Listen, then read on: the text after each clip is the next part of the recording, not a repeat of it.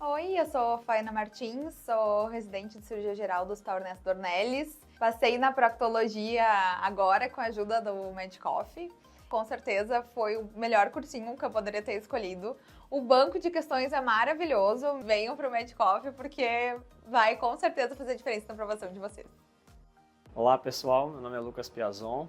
Esse ano me preparei com a Medcoff, fiz o pacote completo do Medcoff Elite, Hands-On. O método de estudo com as questões foram um ponto-chave aí na minha preparação, o QBank sempre tinha tudo que eu precisava. Quando me perguntam se eu recomendo o Medcoff, eu super recomendo. A estratégia é nota 10. Olá, meu nome é Jasmin, eu passei para pediatria, eu tive nota no ENARI para passar para todos os hospitais do Brasil e eu fui aluna Medcoff. O processo deles foi fundamental na minha aprovação, principalmente a parte do banco de questões. E também usei muito o intensivão e os Coff Cards, foram fundamentais para a minha aprovação. Bora fazer Medcoff também. Felipe José aqui, aluno do Medcoff. E uma ferramenta transformadora para mim esse ano, com o curso ofertado, foi justamente aprimorar, saber a melhor forma de usar os flashcards na minha preparação. Ressalto também a qualidade das aulas e como ficou fácil entender o conteúdo tendo aulas com especialistas. Principalmente, eu não posso deixar de ressaltar a qualidade das aulas de medicina intensiva.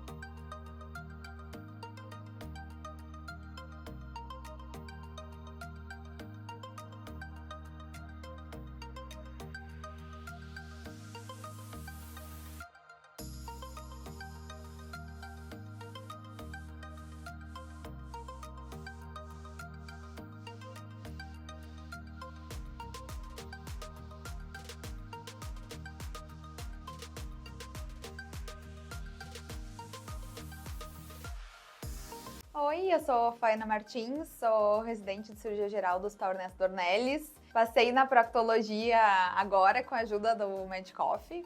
Com certeza foi o melhor cursinho que eu poderia ter escolhido. O banco de questões é maravilhoso. Venham para o Medcoff porque vai com certeza fazer diferença na aprovação de vocês. Olá pessoal, meu nome é Lucas Piazon. Esse ano me preparei com a Medcoff, fiz o pacote completo do Medcoff Elite, Hands-On. O método de estudo com as questões foram um ponto-chave aí na minha preparação, o QBank sempre tinha tudo que eu precisava. Quando me perguntam se eu recomendo o Medcoff, eu super recomendo. A estratégia é nota 10. Olá, meu nome é Jasmin, eu passei para pediatria, eu tive nota no ENARI para passar para todos os hospitais do Brasil e eu fui aluna Medcoff. O processo deles foi fundamental na minha aprovação, principalmente a parte do banco de questões. E também usei muito o intensivão e os Coff Cards, foram fundamentais para a minha aprovação. Bora fazer Medcoff também. Felipe José aqui, aluno do Medcoff. E uma ferramenta transformadora para mim esse ano, com o curso ofertado, foi justamente aprimorar, saber a melhor forma de usar os flashcards na minha preparação. Ressalto também a qualidade das aulas e como ficou fácil entender o conteúdo tendo aulas com especialistas. Principalmente, eu não posso deixar de ressaltar a qualidade das aulas de medicina intensiva.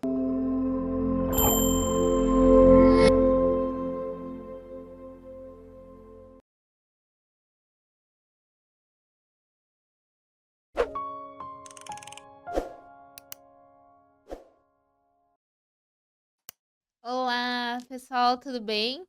Vamos agora para nossa correção aí da prova de ginecologia e obstetrícia, o ano adicional, e é para a gente entrar na nossa oncologia ginecológica, ginecologia oncológica aí, né, no Instituto do Câncer do Estado de São Paulo, da USP, né?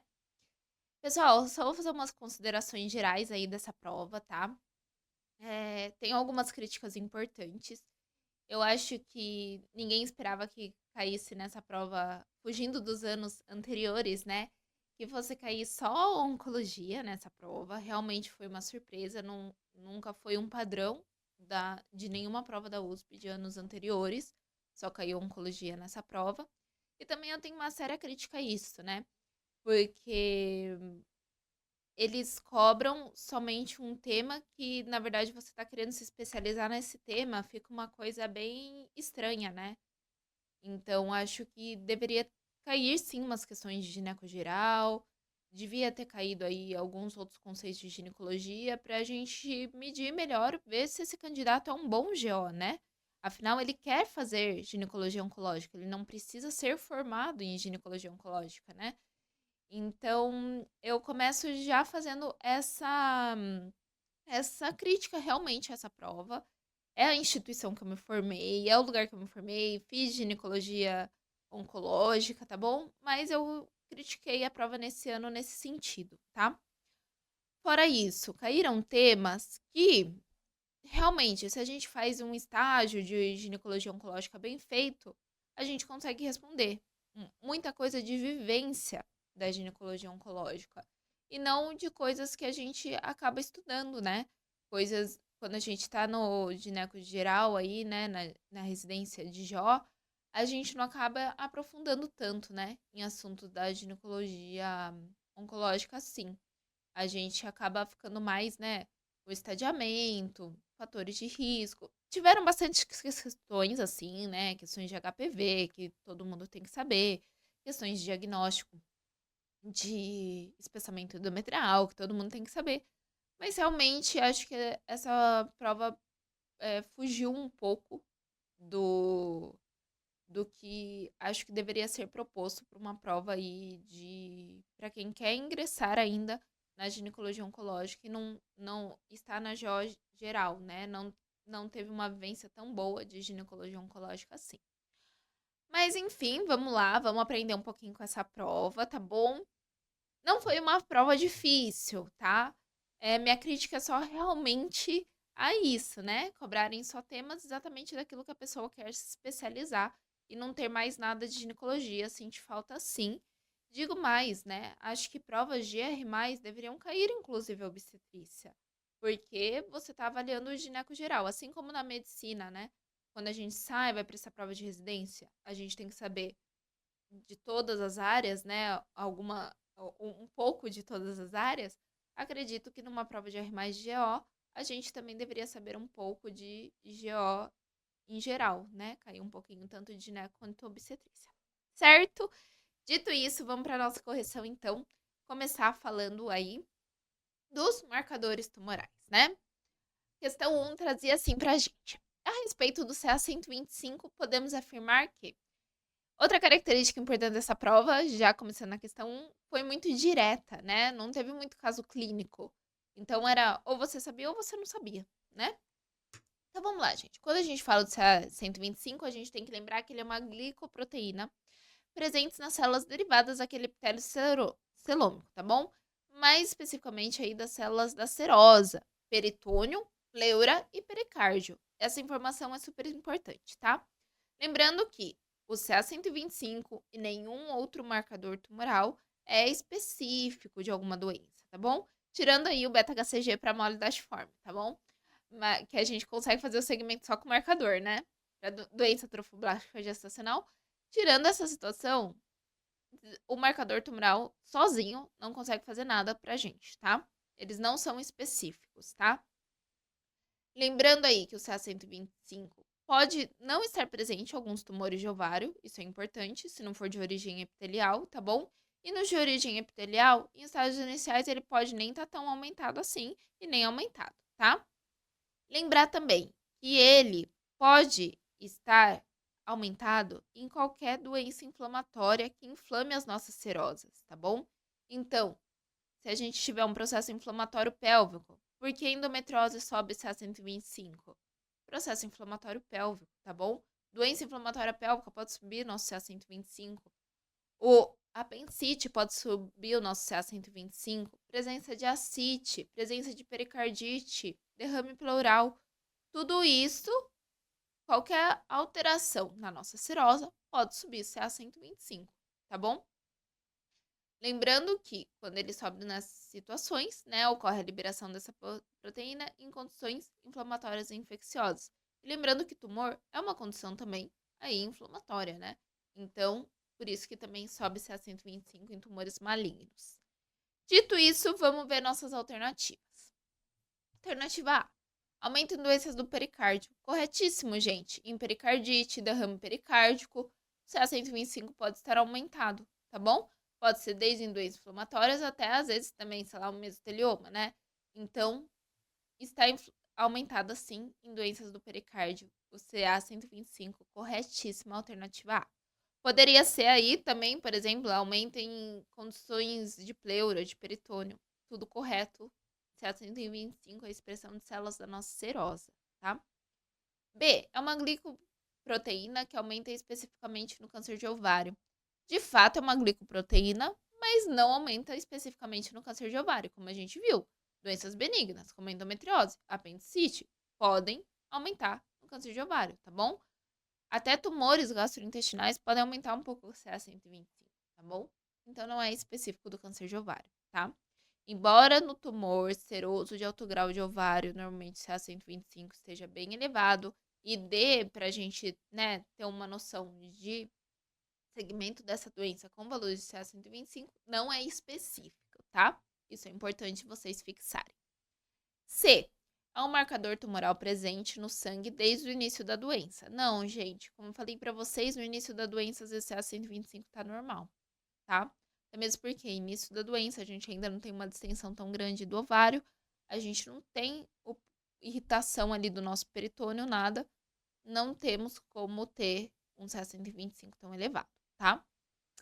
E D é um marcador específico para tumor de célula germinativa. Jamais é um tumor específico, mais específico de tumores epiteliais e de células germinativas. Aí a gente vai lembrar da alfa-feto, desidrogenase lática e do beta-HCG. Alternativa A, corretíssima para a nossa questão 1, que aumenta na doença do pericárdio. Questão 2 agora. Em relação ao carcinoma embrionário de ovário, é correto afirmar que, mais uma questão direta. Gente, os tumores de ovário, a gente tem que lembrar que eles são classificados de acordo com a origem, né? Então, a gente tem os tumores epiteliais, que são os mais comuns, onde entra o principal tipo de câncer de ovário, que é o seroso de alto grau, tá bom? Mas a gente pode ter de outras origens celulares, né? Tumores do cordão sexual, tumores de células granulosa, tumores de célula de sertolide, fibromas, tecomas, são de cordão sexual, tumores germinativos, teratomas, de germinomas, carcinoma embrionário de ovário, tá bom? E tumores não primários de ovário, que são, por exemplo, metastáticos, né? Que podem acometer o nosso ovário. Gente, carcinoma embrionário de ovário, como a gente viu, é um tumor germinativo, é raro, altamente maligno, tá bom? Ele tá ali junto com o de germinoma, tumor de seio endodérmico e teratoma imaturo, que são os tumores de célula germinativa malignos, tá bom? Lembrando que o de germinoma é o mais comum maligno, mas o carcinoma embrionário existe, tá?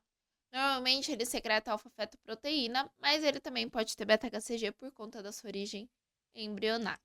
Vamos ver as alternativas então. A. É um tumor de célula germinativa? Sim, gente, ele é um tumor de célula germinativa maligno, tá bom? Corretíssima a alternativa A. B. É um tumor de baixo potencial de malignidade. Erradíssimo. É um tumor de alto potencial de malignidade. C. É um tumor de ovário presente no feto. Não é um tumor que ocorre em feto, gente, tá bom? Ele pode ocorrer mais em mulheres jovens, tá bom? E adolescentes, e acomete ali principalmente a faixa etária entre 15 e 20 anos, tá? E D. É um tumor mais comum na infância e na adolescência. Não, como eu falei pra vocês, gente, ele é um tumor de mulher jovem, tá? Na infância e na adolescência, o mais comum aí é a gente ter o de germinoma, tá bom? Que é o tumor maligno germinativo mais comum, tá? Então, corretíssima alternativa A, que é um tumor de célula germinativa, bem geralzão aí, pra você saber e matar a questão. Questão 3 agora. Qual conduta é recomendada para uma mulher que tem uma mutação patogênica do gene BRCA1? A. Contraceptivos orais. B. Biópsia de ovário. C. Controle de imagem de 6 em 6 meses. E D. Salpingoferectomia com 35 anos. Gente, vocês vão ver que essa questão teve a questão irmãzinha dela, que é da mutação BRCA2, tá? Então vamos lá ver, gente. Mulheres que têm mutação BRCA1 apresentam maior risco para ter câncer de mama, tá bom? Um risco importantíssimo, e câncer de ovário. BRCA1 é mais associado a câncer de ovário do que o BRCA2, tá bom?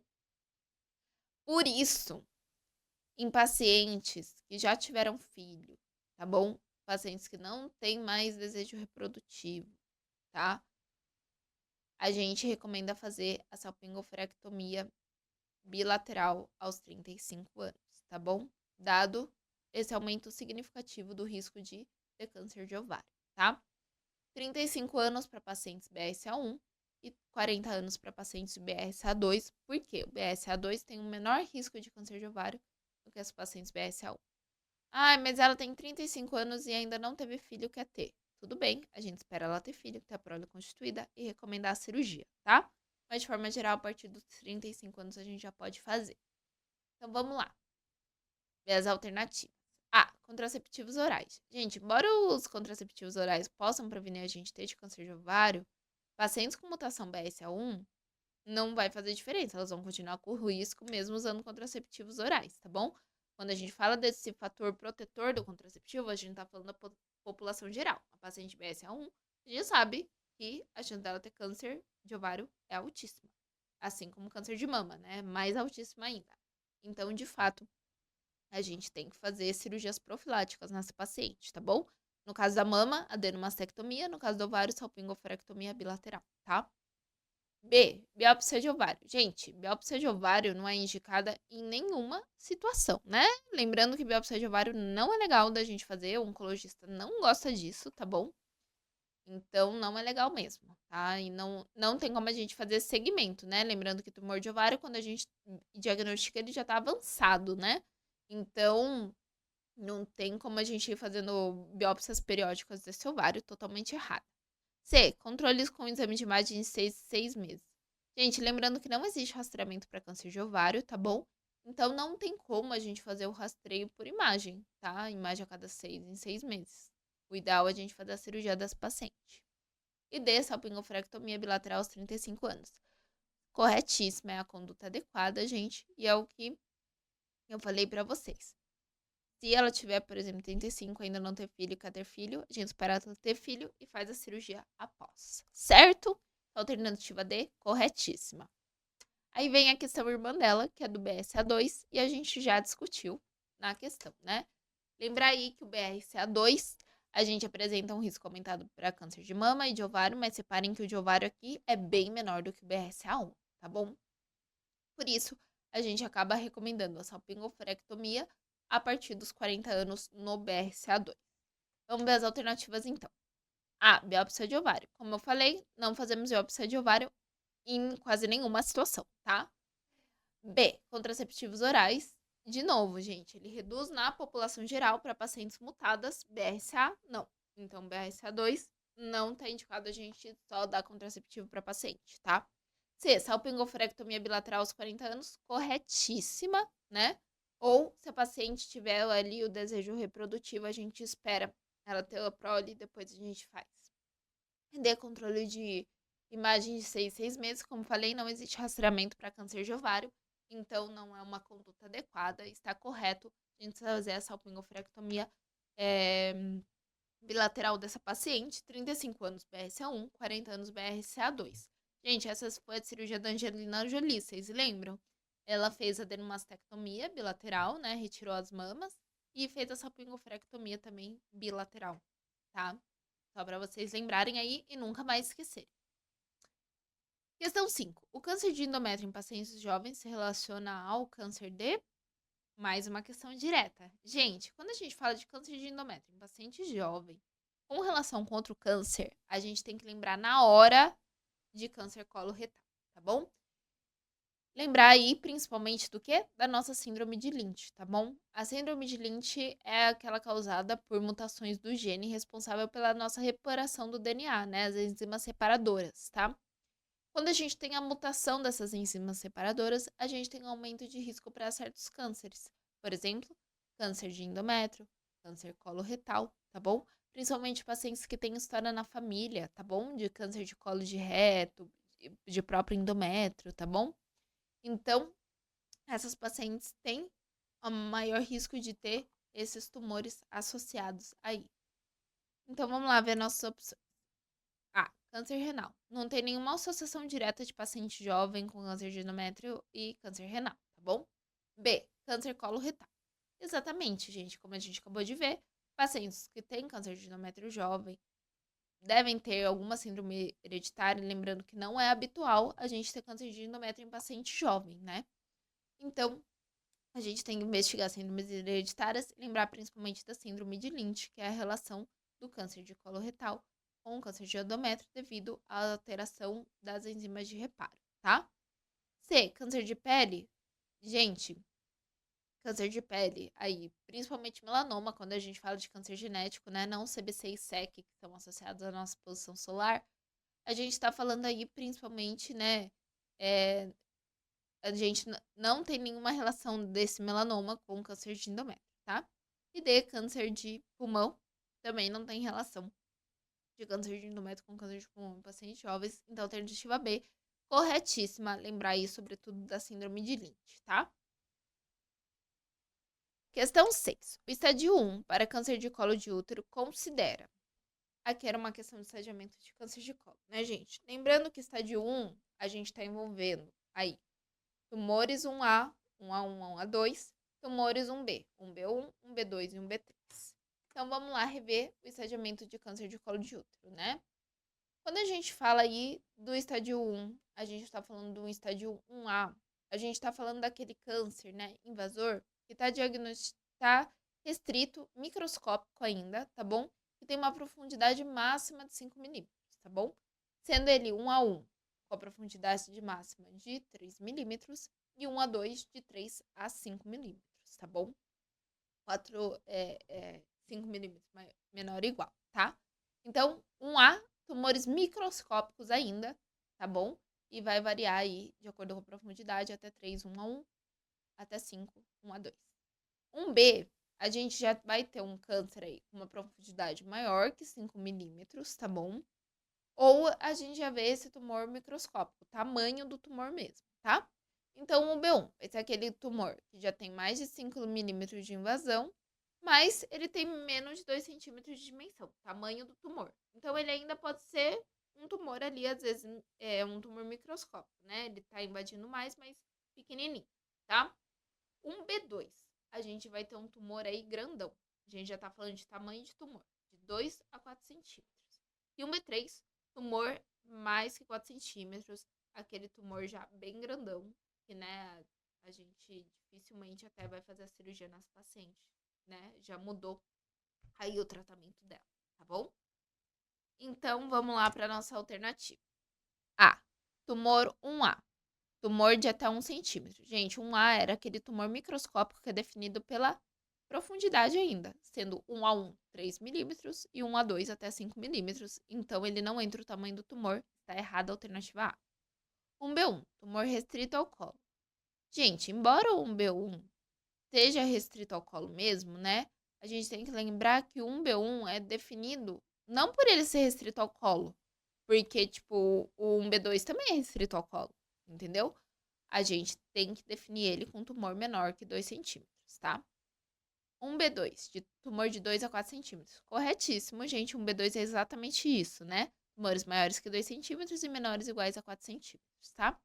E 1B3 é aquele que acomete colo e corpo. Gente, não, 1B3 é aquele tumor grande, mas está restrito ao colo ainda. Tumor que invade corpo uterino já não é mais estádio 1, tá bom? Então, corretíssima alternativa C, 1B2, tumor de 2 a 4 centímetros, certo? Vamos lá agora, uma questão sobre o HPV. Assinale a alternativa que apresenta o papiloma vírus humano mais frequente no câncer invasivo de colo de útero. Gente, falou de câncer de colo de útero, a gente falou de HPV, né? Falou de HPV, de câncer, a gente tem que lembrar principalmente de quem? 16 e 18. 16 mais relacionado ao SEC, né? Carcinoma escamoso. E o 18 mais relacionado ao adenocarcinoma. SEC muito mais prevalente, HPV 16 muito mais prevalente. Então vamos lá lembrar, gente.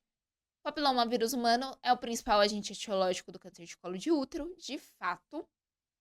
Mais de 95% dos cânceres de colo de útero são associados ao HPV. O HPV 16 é o mais comum, tá bom? Ele tem aquelas expressões de proteínas extremamente oncogênicas, a E6 e E7, que ativam genes supressores tumorais como o P53, tá bom? Então, por isso que ele é oncogênico nesse sentido. O 18, ele também, como eu falei, está frequente, mais frequente em adenocarcinoma, mas menos prevalente do que o 16. O 16 aí realmente ganha na prevalência dele relacionada ao câncer. Então, vamos lá nas alternativas. HPV-6. Gente, HPV-6 é de condiloma, verruga genital, HPV de baixo risco oncogênico, HPV benigno, né? Não relacionado ao câncer. HPV-11, a mesma coisa, relacionado aos condilomas e não a papilomas respiratórios e não ao câncer. 16, corretíssimo, que corresponde a 50 a 60% dos casos de câncer de colo de útero, HPV relacionados. E o 18, errado, porque ele é menos prevalente que o 16. Mas se lembrar que ele é oncogênico e o segundo tipo é um oncogênico mais frequente, tá? Então é isso. E lembrar, aproveitando aqui pra gente lembrar que na vacina quadrivalente a gente tem o 6, o 11, o 16 e o 18, ou seja, 2 tipos oncogênicos e 2 tipos relacionados ao condiloma. Alternativa C não tem nem discussão, é exatamente isso. Vamos lá para a questão 8 agora. Além do colo de útero, qual outro câncer relacionado à infecção por papilomavírus humano? Gente, outra questão super fácil, né? Essa questão aí tá no nosso dia a dia, tá na nossa... A gente tem como ginecologia geral orientar isso, não precisa ser oncologista para fazer isso, tá bom? Ginecologista oncológico, né? Lembrar aí, sexo oral extremamente frequente. Então, HPV de via de transmissão sexual, do mesmo jeito que a gente pode pegar ele via genital, né? Pode ser colo de útero, vagina, vulva, acometimento anal, por sexo anal. Podemos pegar de orofaringe também, por sexo oral aí também, tá bom? Lembrando que o HPV 16, assim como no colo de útero, ele é o mais relacionado ao câncer de orofaringe, principalmente de amígdalas, base da língua e palato mole, tá? Como eu falei, a principal transmissão aí é do sexo oral, tá bom? E tem sido mais frequente aí, tá? E sendo mais frequente até mesmo do que, por exemplo, os sexos causados pelo tabagismo ou alcoolismo, devido aí à prevalência do HPV, tá bom? Então, questão 8, vamos lá ver as alternativas. Pâncreas, não há relação nenhuma do HPV com câncer de pâncreas, gente, bem como de ovário, tá bom? Ele tá relacionado ao colo de útero, vagina e vulva, tá? Colo retal não é uma via do HPV, tá bom? Não é comum. E D, orofaringe, né? Lembrando aí que se falasse anal, poderia ser, tá bom? Mas colo retal não, tá? Lembrando que SEC anal é HPV relacionado, tá? Orofaringe realmente é muito comum, tá bom? Está fortemente associado principalmente ao HPV 16. Questão 9 agora, uma questão quentíssima, né? A vacina nonavalente protege contra os subtipos, né? 11, 16, 18, 31, 45, 58 e... Gente, a Gardasil 9 nonavalente ficou disponível aí em 2023, né? No nosso sistema suplementar de saúde. Não está no SUS ainda, no SUS é a quadrivalente. É a que protege contra os vírus 6, 11, 16, 18, que são os da quadri, mais o 31, o 33, o 45, o 52 e o 58, que são tipos oncogênicos também, tá? Então, vamos lá ver as nossas alternativas. 6, 35 e 54. O 35 e 54 não são incluídos na nonavalente, tá? B, 6, 33 e 52. Corretíssimo, gente. Lembrando, 6, 11, 16, 18, 31, 33, 45, 52 e 58, tá bom? Questão de decoreba, mas assim, é importante a gente saber quais vírus a vacina cobre, né? C, HPV-5 não é relacionado, tá bom? E na D, nenhum desses HPVs aliás, só o 52 é relacionado. O HPV-5 não tá incluído, tá bom? O 33 e 52 estão, tá? Então é isso, gente. Alternativa B não tem nem o que questionar, né? A gente tinha que saber aí esses vírus da vacina. Então vamos gravar os da quadrivalente, que a gente já guarda naturalmente, acrescentando 31, 33, 45, 52, 58. Tá bom? Questão de decoreba, besta, e é isso aí. Questão 10 agora. A estratégia global para a eliminação de câncer de colo de útero como problema de saúde pública de Organização Mundial de Saúde é composta de requisitos mínimos. Os 3 quesitos são... Gente, vamos relembrar o que é a estratégia global da Organização Mundial da Saúde, né? Ela foi publicada aí em 2020 com metas específicas até 2030, né? Que diz pra gente que 90% das meninas devem ser vacinadas com HPV até 15 anos de idade. 70% das mulheres têm que ser rastreadas com testes de alta precisão, principalmente DNA-HPV, por pelo menos 2 vezes ao longo da vida, tá bom? E 90% das vezes das mulheres diagnosticadas com lesões pré-cancerosas têm que receber o tratamento adequado, tá bom? Então, essas são as nossas estratégias globais da OMS pra gente erradicar aí, se Deus quiser, o câncer de colo de útero, principalmente HPV relacionado. Existem outras histologias, né? E não são HPV relacionado e não entrariam na estratégia global. Mas, como 95% dos cânceres de colo de útero são HPV relacionados, é uma grande, quase que a totalidade. A gente tem aí que combater com as estratégias globais. Então, vamos ver como que trazia a nossa questão lá. Alternativa A, 90% de vacinação, 70% de rastreamento e 90% de tratamento. É exatamente isso que a OMS traz pra gente, tá bom? A gente vacinar as pacientes até 15 anos, rastrear nossos pacientes com teste de alta eficácia, 70%, pelo menos 2 vezes na vida, com, de preferência, DNA-HPV e tratamento das lesões pré-cancerosas e cancerosas adequado de 90% das pacientes, tá? Corretíssima a letra A. B, vacinação, rastreamento, vacinação 80%, rastreamento 90% e tratamento 100%. Gente, a estratégia global, a meta da vacinação é de 90%, não 80%, e a de tratamento é 90%, tá bom? Eles são realistas, né? Eles não colocam uma meta de 100%. Seria o ideal, mas eles colocam metas realistas aí de 90% que é possível da gente atingir de tratamento, tá? Alternativa C, vacinação 70%, rastreamento 70% e tratamento 90%. A meta de vacinação é 90% e não 70%, tá? E D, vacinação 100%, rastreamento 70% e tratamento 90%. Vacinação é de 90% e não 100%. De novo, a gente está falando de um mundo real, estratégias globais e não do mundo ideal. No mundo ideal, a gente teria tudo 100%, né, gente? Mas na estratégia real é vacinação 90%, rastreamento 70% e o tratamento 90%. Alternativa A, corretíssima. Questão 11 agora. Uma questão mais difícil, uma questão de especialista aí. Vamos lá. Essa mais encrespadinha mesmo. Em relação ao adenocarcinoma tipo gástrico do colo de útero, assinale a alternativa correta. Então vamos lá, gente. Vamos relembrar o que é o adenocarcinoma tipo gástrico de colo uterino, tá? Ele é, graças a Deus, uma variante rara do tumor de colo de útero. Por que eu tô falando graças a Deus, gente? Ele é um tumor de péssimo prognóstico, tá bom? Extremamente agressivo, tá? Ele pode ter, por exemplo, mucina alterada, tá bom? Não é HPV relacionado, tá bom? Então, ele é um tumor extremamente triste, tá bom? Difícil mesmo. Na residência de ginecologia oncológica, eu vi um caso que, infelizmente, um paciente jovem, paciente nem voltou para o tratamento, foi bem triste, assim, tá?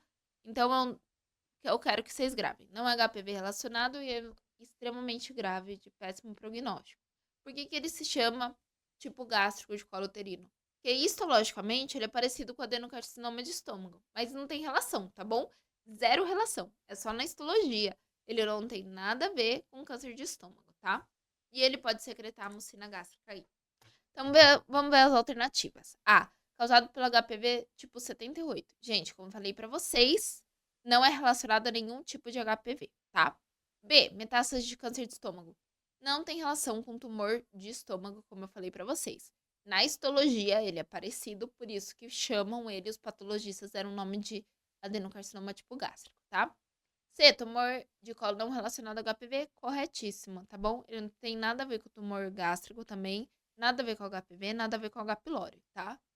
E D, câncer de colo relacionado ao H. pylori. Nada a ver com H. pylori, gente, de novo, tá bom? É só na histologia que ele é semelhante ao adenocarcinoma gástrico e por isso que ficou com esse nome, tá? Mas ele é um um tumor extremamente grave de colo de útero que nasceu no colo do útero mesmo, tá? Então, a alternativa C, corretíssima. C de casa. Questão 12 agora. O carcinoma seroso de ovário tem origem em...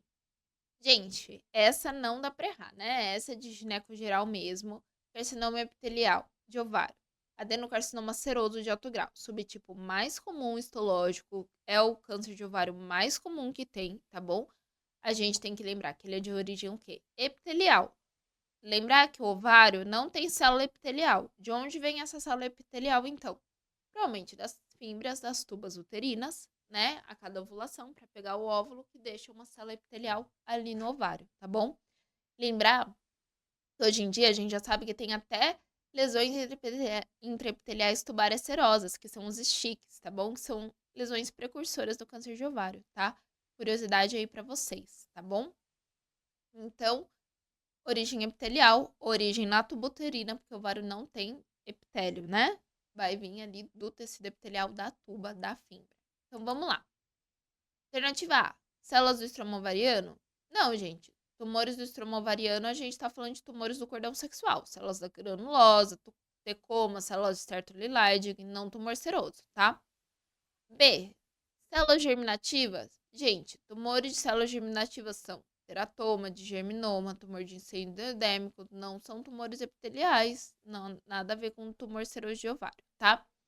C, células da fímbria? Gente, de fato, tá bom? Embora ele possa, que a D é o peritônio, né? É exatamente essa história que eu falei pra vocês, tá bom? As teorias que a gente mais tem modernas é que a cada ovulação, a fímbria vai lá e toca o ovário para pegar o nosso óvulo, né? Levar para a região da ampola, ser fecundado, tudo isso, para a gente levar para o útero. E nesse processo, ela acaba deixando células epiteliais aí que se malignizam e geram tumor de ovário. Lembrando que tumor de ovário é considerado tumor de ovário, tubo e peritônio, tá bom? Parece ter a mesma origem embrionária aí. Então, só para vocês saberem, lembrar das lesões precursoras, que são os STICs, tá? E das células de peritônio. Como falei para vocês, ele pode se disseminar para o peritônio, mas não é de origem do peritônio, tá bom? Então, a origem deles são células da fímbria, células epiteliais, certo? Então, a alternativa C de casa, corretíssima. Questão 13 agora. Vamos lá, uma questão mais chata, questão de especialista mesmo. A mutação deletéria que tem maior risco para carcinoma de ovário é... Aí ela traz algumas opções. Gente, quando a gente fala de risco de câncer de ovário, como a gente acabou de ver, os principais são relacionados a BRCA1 e 2. E o BRCA1 é o maior risco de todos, como a gente viu. Tanto é que a paciente vai passar por o quê? Salpingoforectomia aos 35 anos, tá bom? Diferente do BRCA2, tá? A mutação RAD51C, ela também está associada ao maior risco de câncer de ovário, tá bom? Mas não significativamente igual ao BRCA1, tá bom? Então, o que é importante a gente saber? Que a mutação BRCA1, ela vai alterar o nosso reparo do DNA, vai causar alterações genéticas que vai levar a maior chance de ter câncer de mama e de ovário. E, de fato, a mutação BRCA1 é a mais associada ao câncer de ovário com relação aos outros. Vamos ver as alternativas. A RAD51C, né? Como falei, É uma mutação que também aumenta o risco para câncer de ovário, mas é um risco moderado, menor do que o PSA1, tá? PTEN. Essa alteração, gente, é uma mutação relacionada à síndrome de Coden, tá bom? Que aumenta outros tipos de câncer, por exemplo, endométrio, tireoide, mama, não relacionado ao câncer de ovário, tá? BSA1, de fato, é a nossa alternativa, o maior risco para câncer de ovário. E BSA2, como falei para vocês, aumenta, assim como a RAD51C, mas não tanto quanto o BRCA1, tá bom? Então, pacientes BRCA1 têm um risco maior para câncer de ovário, tem que passar por salpingoforectomia bilateral aos 35 anos, profilática aí. Certo? Questão 13, mais chatinha. Mas assim, é uma questão. E realmente a gente tem que saber de risco, você como gineco geral, até orientar sua paciente, tá bom? Questão 14 agora. A respeito do método de rastreamento do câncer de ovário, que se demonstra mais efetivo. Gente, isso também é básico de gineco, tá? Isso não é específico de especialista. Gente, câncer de ovário não tem rastreamento. Infelizmente, não tem rastreamento, né? Então, isso é uma informação muito importante que não pode sair na nossa cabeça. Até hoje, dia 1º de dezembro de 2024, câncer de ovário não tem rastreamento ainda, tá bom? Então, isso já responde a nossa questão, tá? Então, gente, vamos lá. Câncer de ovário normalmente é diagnosticado em estágios mais avançados, justamente porque não tem forma de rastreamento nas fases iniciais, diferente do câncer de mama, por exemplo, de câncer coloretal, que a gente pode fazer a coluna, né, na mama, a mamografia. Infelizmente, para o ovário não tem o que fazer, tá bom? Muitas abordagens têm sendo investigadas, por exemplo, ultrassons seriados, dosagens de CA125, mas que não tem redução significativa na mortalidade, tá bom? Então, não muda o prognóstico da paciente, não muda nada, então não existe rastreamento justamente por conta disso. Deixei até aqui o nome do estudo do Reino Unido para vocês, tá bom? Justamente disso. E não existe rastreamento para câncer de ovário. Então vamos lá ver as alternativas. Ultrassonografia transvaginal. Gente, de fato ela pode identificar massas ovarianas, né? Mas não tem redução da mortalidade, não existe o rastreamento, para a gente falar de rastreamento efetivo, né? B, não existe método de rastreamento efetivo, corretíssimo. Hoje, dia 1º de dezembro de 2024, ainda não existe, infelizmente. E quando a gente fala de um dos tumores mais letais aí de ginecologia, realmente é infelizmente que eu passo essa informação, né? C, combinação ultrassonográfica e CA125. Como eu mostrei para vocês, o estudo do Reino Unido mostrou que não foi eficaz para rastreamento populacional. E de exame clínico periódico também não vai aumentar a nossa detecção de câncer de ovário precoce, porque não existe rastreamento, certo? Vamos agora para a questão 15. Paciente com carcinoma seroso de alto grau inicial deseja preservar a fertilidade. Assinale a alternativa mais correta. Câncer e fertilidade, um tema cada vez mais frequente, super importante para a gente estar falando. Mas, gente, quando a gente fala do carcinoma seroso de alto grau, a gente está falando de um potencial aí maligno de disseminação até mesmo nos estágios iniciais, tá bom? Lembrando que o tratamento ideal para o câncer de ovário seroso de alto grau é a gente fazer a citorredução ginecológica, né? Lembrando, citorredução ginecológica, normalmente a gente está falando daquela incisão tifopúbica, para a gente examinar todos os nossos órgãos abdominais, né? Ver se não tem implante peritoneal. E o ideal é a gente fazer a cirurgia redutora completa, né? O que diz sobre a cirurgia citorredutora ginecológica? Histerectomia, salpingoforectomia bilateral, omentectomia, retirada de implantes, caso tenha no peritônio, como ela está no estágio inicial, não teria, né? Linfonodos, se estiverem aumentados, também tem indicação de tirar, tá bom? E tirar tudo que está acometido pelo tumor, né? Mas, como estágios iniciais, o dela seria aí uma histerectomia, com salpingoforectomia bilateral e omentectomia, tá? Mesmo nos estágios iniciais, 1A1, 1B, que está restrito ali no ovário ainda, né? Ou no ovário lateral, a gente tem um risco de disseminação microscópica, né, gente? É aquele negócio, do mesmo jeito que a gente faz a cirurgia citoredutora e a gente manda o paciente para quimioterapia depois, porque a gente não consegue ter certeza, né? A gente tira tudo que a gente vê a olho nu na citorredução ginecológica, mas a gente não consegue ter certeza de que não tem célula solta ali na cavidade abdominal, né? Então, do mesmo jeito que por isso que é difícil a gente falar de preservar o útero, tá? Pre- Inclusive o ovário contralateral, tá? Porque isso compromete a sobrevida da nossa paciente, não é o tratamento ideal para ela, tá? Então, ainda não é recomendada a preservação. Espero que isso ainda evolua, tá bom? A gente consiga ter tratamentos alternativos, melhores para essas pacientes, tá bom? Mas também, graças a Deus, é raro o carcinoma serológico de alto grau em pacientes jovens. Normalmente, quando são mutadas, né? Mutação BRCA1. Então, infelizmente, ainda não tem como a gente preservar, tá? Então, vamos lá ver as alternativas. Preservar o ovário contralateral. Gente, não é apropriado, tá bom? Porque, como eu falei pra vocês, ele pode estar microscopicamente comprometido em estágios iniciais. B. Captação de ócitos e fertilização assistida. Gente, embora seja uma estratégia, tá bom? Em alguns casos selecionados, tumores menos agressivos, um tumor de baixo grau, talvez, não é tão viável assim tumores de alto grau, justamente pela urgência de um tratamento definitivo, né? Às vezes a gente está num estágio muito inicial, melhor a gente operar logo para melhorar o prognóstico dessa paciente, tá bom? Mas se a gente puder discutir caso a caso, a B seria uma opção assim em casos específicos, tá? Falando de questão populacional geral, a alternativa C é a mais adequada. Não é possível preservação da fertilidade. Exatamente, gente, pelo grau de agressividade do tumor, o mais rápido possível a gente tem que retirar esse tumor e os órgãos acometidos por ele, tá?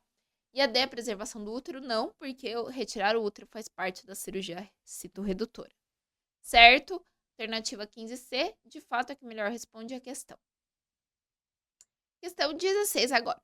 Uma paciente com massa anexial complexa com componente cístico sólido assinale a alternativa que assenta a conduta para a confirmação do diagnóstico de malignidade. A. Punção do cisto guiado por ultrassonografia. B. Marcadores tumorais. C. Laparoscopia ou laparotomia e biópsia. E D. Exame de líquido acítico.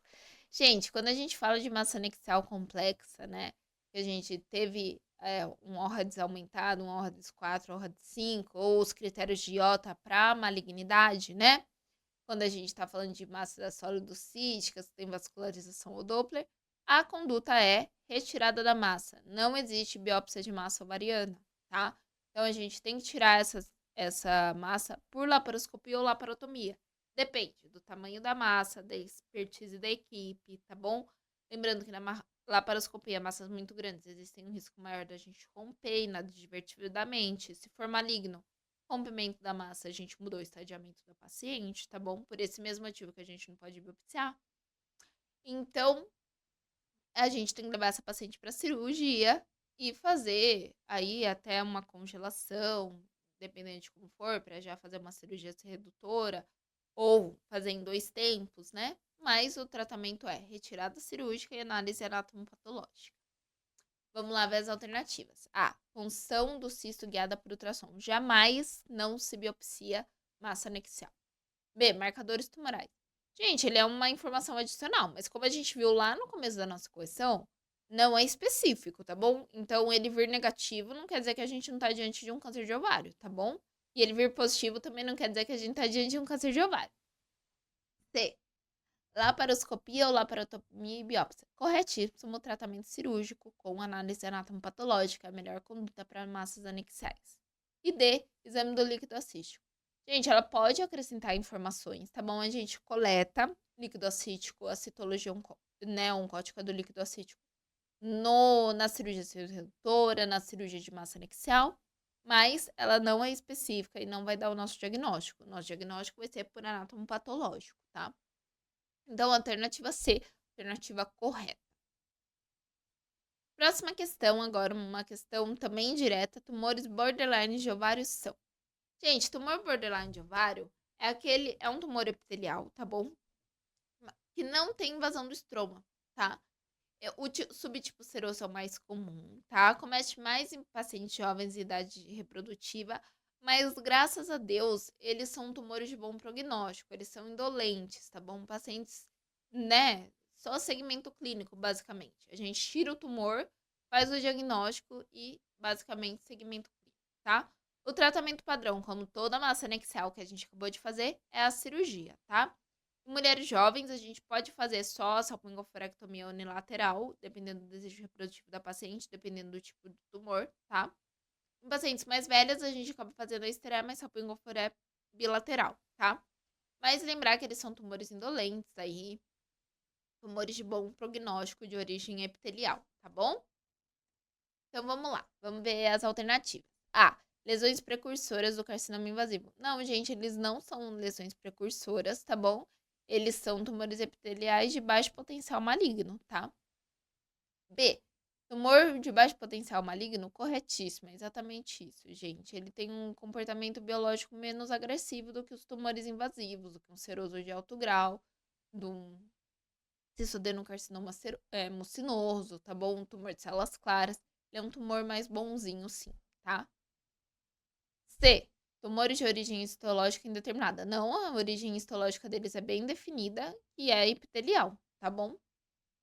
E D. Tumor mais comum na infância e na adolescência. Não, gente, ele é mais comum em mulheres adultas, tá bom?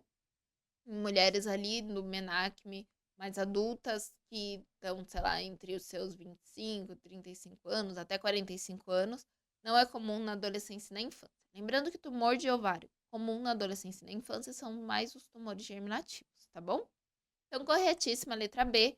Tumor borderline é igual a um tumor de baixo potencial de malignidade de origem epitelial. Questão 18 agora. O tratamento cirúrgico para uma mulher de 38 anos de idade com carcinoma invasivo de colo uterino de 0,8 centímetros reciso ao colo é A. Esterectomia radical, videolaparoscópica, B. Conização cirúrgica e C. Exérese da zona de transformação e D. Esterectomia radical. Gente, aqui já tem um tumor de 0,8 centímetros. Quando a gente começa a medir tamanho de tumor, a gente não tá mais falando do estádio 1A, né? A gente tá falando de estádio 1B, lembra? Tumor 1A, a gente só fala de profundidade de tumor, tumores microscópicos de profundidade de 5 milímetros, 8 milímetros, né? E a gente já tá falando de tumor de 0,8 centímetros, a gente já tá falando de um tumor 1B1. Conduta para um tumor 1B1, né? Lembrando que a partir do 1 a 2, né? Até 1B2, a gente vai levar a paciente para esterectomia radical, mais colpectomia superior, 2 centímetros da vagina, mais a linfadenectomia pélvica bilateral, tá? Se a paciente quiser preservar a fertilidade, vai ser a traquelectomia radical. Aqui tá uma imagem de uma esteira radical para vocês verem a diferença de uma esteira normal, tá bom? Então, aqui a gente tira todo esse tecido aqui parametrial, parece um morcegão, tá bom? E aqui mostrando os 2 centímetros da vagina, e essa é uma linfadenectomia pélvica para vocês nunca mais esquecerem. Certo? Então, a conduta para esse paciente é a conduta cirúrgica. Vamos lá ver as opções. A. Histerectomia radical, videolaparoscópica. Gente, não é recomendado laparoscopia em tumor de colo de útero. Também digo, hoje, 1º de dezembro de 2024, ainda não é mais recomendada a laparoscopia, tá bom? Teve um grande estudo realizado e mostrou maior recidiva em pacientes que foram submetidas a tratamento cirúrgico por videolaparoscopia em caso de câncer de colo de útero. Por isso, a conduta de esterectomia radical, ainda hoje no mundo, é a esterectomia laparotômica, tá bom? Radical laparotômica, tá? Não a videolaparoscópica, certo? B. Conização cirúrgica. Gente, paciente já com tumor 1B1, né? Não tem como a gente fazer um cone nela. Cone é até 1 a 1, tá? E exérese da zona de transformação, gente, isso é conduta para NIC, lesão precursora, não para tumor invasor, tá? E a alternativa da esterectomia radical, mas linfadenectomia por laparotomia, é exatamente essa conduta corretíssimo, o tratamento com esteré por laparotomia. Lembrando aí desse pulo do gato no câncer de colo de útero, que a gente não utiliza mais a videolaparoscopia. Pelo menos até o presente momento, né? Vários estudos ainda estão rolando para ver se a gente pode voltar a fazer videolaparoscopia, se é seguro, tá bom? Mas, por enquanto, realmente é a via aberta que a gente faz para câncer de colo de útero, tá? Então, alternativa D de dado corretíssima. Questão 19 agora. Qual o tratamento para uma mulher de 45 anos de idade com prole constituída com um tumor invasivo de 5 centímetros de colo de útero?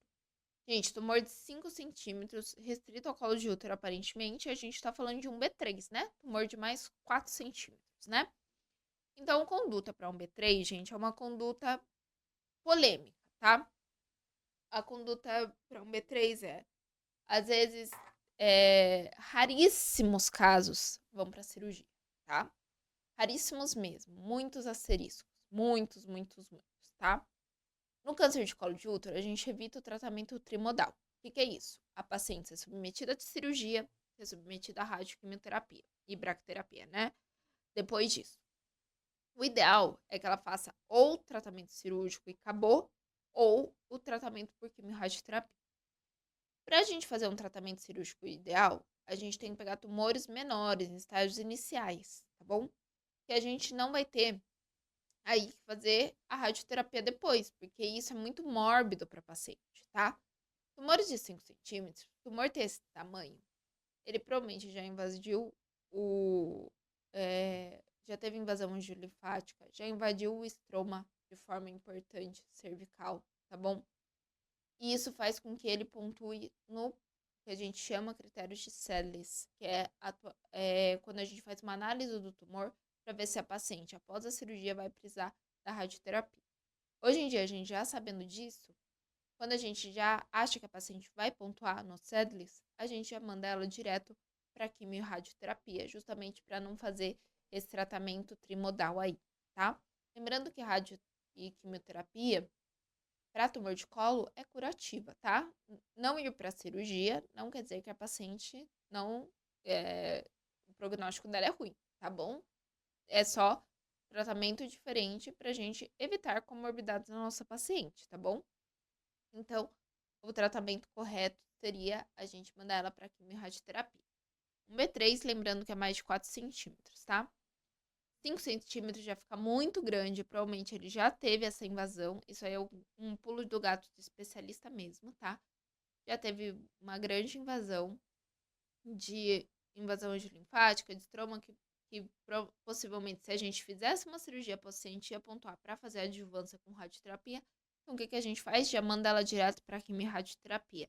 Lembrando que a gente fala que quimiorradioterapia, a quimio é sensibilizante da rádio, tá bom? Ela melhora a resposta da rádio e a rádio compreende tanto a rádio externa quanto a bracterapia.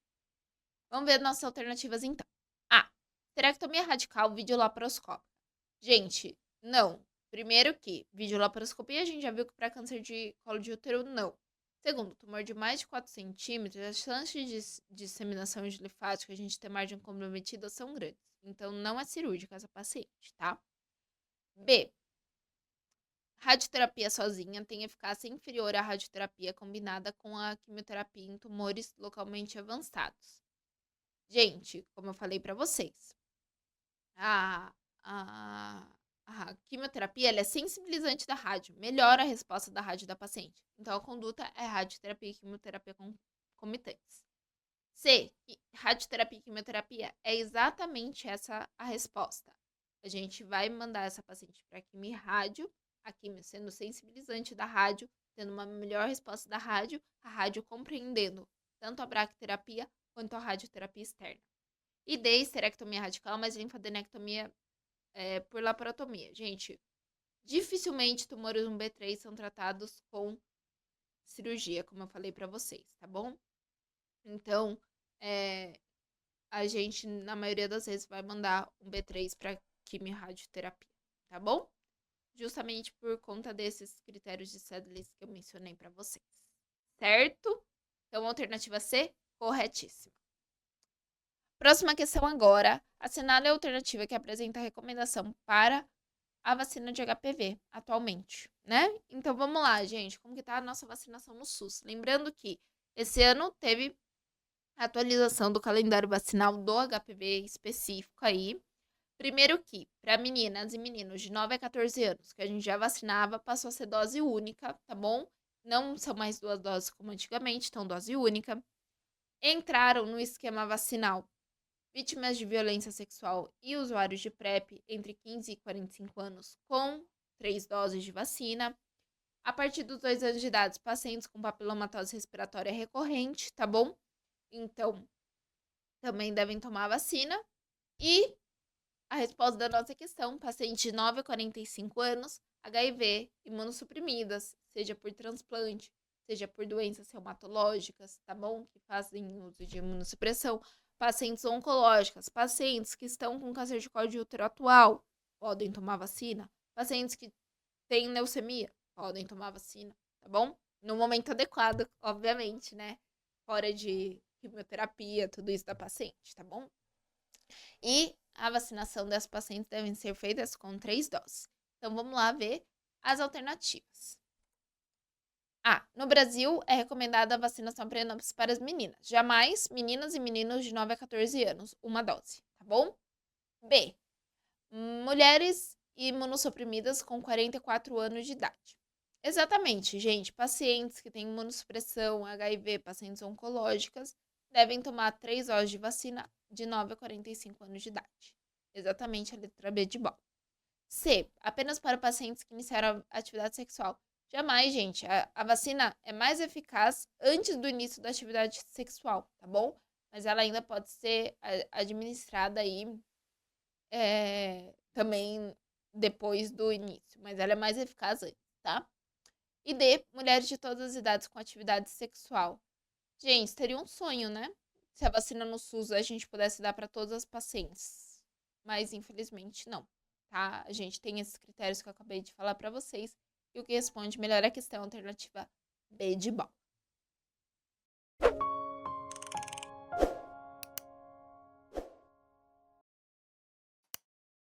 Olá, queridas alunas, queridos alunos, vamos continuar aqui então a nossa live de correção da prova para o ano adicional de R+J da USP São Paulo. Para quem não me conhece, meu nome é Nicole e é um prazer estar aqui com vocês. Olha só, a questão de número 21 pergunta para a gente em relação à terapia de reposição hormonal naquelas pacientes tratadas por carcinoma de células escamosas do colo do útero. Olha só que interessante. Vamos lembrar das situações que não são contraindicações para a realização da terapia hormonal. E nós temos que os cânceres do tipo de ovário, exceto o tipo endometrioide, câncer de colo uterino e câncer de vagina e vulva não são contraindicações à terapia hormonal. Então, temos que a resposta correta aqui é a letra C, que essa terapia hormonal na paciente com esse antecedente não adiciona risco e pode sim ser realizada. Letra A, pode ser feita apenas com progesterona, incorreto e não faz sentido, porque quando pensamos em terapia de reposição hormonal, nós queremos repor exatamente o estrogênio para minimizar os efeitos do hipoestrogenismo. Letra B, não é recomendada, incorreta, a gente pode sim recomendar. E D, apenas com estrogênios, lembrando que para as pacientes que tiveram a preservação uterina, temos que associar sim a progesterona para evitar as consequências endometriais. Então a letra C é o nosso gabarito. Na questão 22, enunciado aí bem direto e pergunta sobre a incidência do câncer de endométrio. Pessoal, vamos lembrar que o câncer de endométrio está aumentando globalmente e também no Brasil. E esse aumento, ele se deve aí principalmente a fatores de risco relacionados ao estilo de vida das pacientes, como obesidade, sedentarismo e envelhecimento populacional. E no Brasil, a gente observa também essa tendência mundial de aumento da incidência do câncer de endométrio. Então, tendo isso em mente, nós temos que o gabarito é a letra B, que fala que o Brasil ele é um dos países com maior aumento na incidência de câncer de endométrio. Letra A, está aumentando no mundo, mas não no Brasil. Incorreto, nós sabemos que no Brasil também tem se aumentado. E fatores que interferem neste aumento, nós falamos dos fatores de risco, como principalmente a obesidade, além também do aumento da expectativa de vida das pacientes, que elas estão vivendo mais, então estão tendo mais diagnóstico da doença. Letra C, está diminuindo não, e D, não se alterou. Incorreto, ela tem se aumentado essa incidência. Na questão 23, pergunta sobre o padrão ouro para o diagnóstico do câncer de endométrio. Olha só, em relação ao padrão ouro, o que nós temos aqui? Primeiro, lembrando um pouquinho sobre o câncer de endométrio, que nós falamos há pouco, ele é uma situação em que nós vamos iniciar a investigação a partir das pacientes na pós-menopausa que evoluem com um sangramento uterino anormal. Lembrando que não temos rastreamento para esse tipo de câncer. A partir do sintoma, vamos iniciar a investigação com o exame de ultrassom, avaliando aí a espessura endometrial, que nós consideramos como valores de normalidade dessa espessura endometrial para pacientes na pós-menopausa que fazem uso de terapia hormonal até aí 8, 9 milímetros e naquelas que não fazem uso de reposição hormonal até 4 a 5 milímetros. O diagnóstico, ele é definido a partir de uma análise anatomopatológica, que pode ser feita por histeroscopia, por métodos ambulatoriais, então aspiração endometrial, coleta de novo ou pipele, e também métodos cirúrgicos através da curetagem. Então veja que o padrão ouro é obter essa análise anatomopatológica, desde que ela seja feita em até 6 semanas do início dos sintomas. Então, atenção que a questão, ela queria cobrar da gente esse detalhe do que é considerado como padrão ouro para esta diagnóstico, que é, então, a letra D, que fala que pode ser feito a partir de qualquer método, desde que seja realizado em até 6 semanas do início dos sintomas. As demais opções, elas incluem opções que são possíveis, sim, da gente realizar essa análise histopatológica, histeroscopia, que eu vou realizar a biópsia, curetagem, biópsia ambulatorial, mas o conceito aqui dessa questão que ela queria cobrar da gente é da realização neste prazo de até 6 semanas no início dos sintomas. A questão 24, super direta, pergunta o que é o linfonodo sentinela. Vamos lembrar aqui então sobre a definição do linfonodo sentinela que nós utilizamos para vários diagnósticos aí e avaliações e estadiamentos de diferentes tipos de cânceres. Então, o linfonodo sentinela, ele é o primeiro linfonodo que vai drenar a linfa da área onde está localizado um tumor primário. Por que é importante identificar e avaliar esse linfonodo? Porque ele é o mais provável de ser acometido primeiro pelas células tumorais, caso eu esteja diante de alguma disseminação linfática. Por que ele é o primeiro a captar o contraste? Porque quando estou em um procedimento para identificar o linfonodo sentinela, eu vou utilizar aí um corante ou um marcador radioativo perto da localização do meu tumor. Esse marcador, ele vai ser drenado então para os linfonodos regionais e o primeiro linfonodo a captar esse contraste é o que nós chamamos de linfonodo sentinela. Então ele é útil para eu avaliar a disseminação linfonodal da minha doença. Então, a alternativa que responde essa questão é a letra C, que fala que é o primeiro que capta o contraste quando estou realizando a minha avaliação do linfonodo sentinela. Eu quero identificar qual que é esse linfonodo para ir, então eu vou retirá-lo e avaliar se nele eu já encontro doença que vai me dizer se eu tenho ou não essa disseminação linfonodal. As demais alternativas não definem esse linfonodo. Então, está acometido pela neoplasia? Nem sempre ele vai estar acometido, ele não deixa de ser um linfonodo sentinela por isso. B, apresenta maior tamanho? Não, não é o tamanho de tumor que o caracteriza como sentinela. E D, está mais próximo do tumor? Não, é aquele que é o primeiro que realiza a sua drenagem linfática. Questão 25, sobre o carcinoma seroso do endométrio, o que é correto a gente afirmar? Então vamos lembrar um pouquinho sobre o carcinoma seroso de endométrio, que ele é um subtipo altamente agressivo do câncer endometrial, e ele inclusive é mais agressivo que o carcinoma endometrioide, que é o subtipo mais comum. Por que ele é muito agressivo? Porque ele tem uma alta taxa de proliferação, uma propensão à invasão miometrial e um maior risco também de uma disseminação extrauterina mais precoce. Então, diante disso, nós chegamos no nosso gabarito, que é a letra C, que fala que ele é realmente mais agressivo que o carcinoma endometrioide. Isso realmente não deixa dúvida pra gente. Lembrando que o carcinoma endometrioide, ele é o subtipo mais comum devido à sua alta taxa de proliferação. Letra A obesidade é um fator de risco. Veja que a obesidade ela está associada a um carcinoma endometrioide que é dependente do estrogênio, mas veja que o carcinoma seroso, por outro lado, ele é independente do estrogênio, então não tem essa associação com a obesidade, pensando aí na conversão periférica com o aumento dos níveis estrogênicos. B, ocorre em mulheres mais jovens? Não, ele é mais comum em mulheres pós-menopáusicas, então mais velhas. E D, origina-se no canal cervical, ele tem origem no endométrio e não no canal cervical. A questão 26 pergunta sobre o carcinoma de células claras do endométrio. Vamos lembrar então sobre o carcinoma de células claras. Ele é um subtipo raro, agressivo do câncer endometrial, que tem esse comportamento, que ele é muito característico, esse comportamento agressivo, com disseminação precoce e associação de eventos tromboembólicos. Então, se aumenta muito esse risco de eventos tromboembólicos, então, por conta da produção dos fatores procoagulantes pelo próprio tumor e também o próprio estágio de hipercoagulabilidade, que é frequente em neoplasias em geral e aqui principalmente em neoplasias de comportamento agressivo. Por isso, então, que a resposta correta é a letra D, que fala que esse é um câncer que tem maior risco de fenômenos tromboembólicos, sim, pela produção de fatores procoagulantes e o próprio estado de hipercoagulabilidade associado. As demais alternativas estão incorretas. Letra A, apresenta o maior risco de câncer coloretal? Não está associada a risco de câncer coloretal. Essa relação ela é mais observada na síndrome de Lynch, que está ligada a um carcinoma endometrióide, e não aqui de células claras. Letra B, não tem relação com endometriose. A gente sabe que o carcinoma de células claras ele pode sim estar associado à endometriose, especialmente quando localizado nos ovários ou em casos de carcinomas extrauterinos. E C, apresenta um marcador CA125 mais elevado, ele pode estar elevado esse marcador em vários tipos de tumores ginecológicos, incluindo o carcinoma seroso, mas não é um marcador específico ou consistente para o caso do carcinoma de células claras, por isso que está incorreta. Então, nosso gabarito, a letra D. A questão 26 fala sobre a síndrome de Li-Fraumeni, que é uma mutação patogênica de qual gene?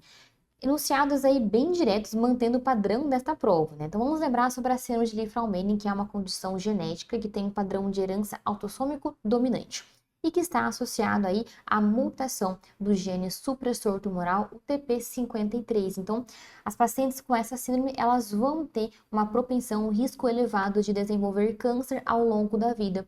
Quais são as neoplasias associadas? Sarcoma de tecidos moles, câncer de mama, leucemia mieloide aguda, carcinoma de adrenal e tumores de sistema nervoso central.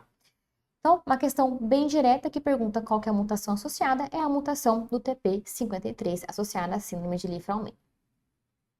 A questão 28 pergunta sobre o rastreamento do câncer de colo de útero pelo exame de Papa Nicolau ou pelo teste do DNHPV. O que é correto, então, a gente afirmar em relação a isso? Então, tem se falado bastante sobre o DNA-HPV ao longo desse ano de 2024. Nós tivemos a publicação no início do ano da orientação do Ministério da Saúde de que o teste de DNA-HPV ele veio para ficar no SUS, no Sistema Público de Saúde, como forma de rastreamento para o câncer de colo de útero em substituição ao exame de Papa Nicolau.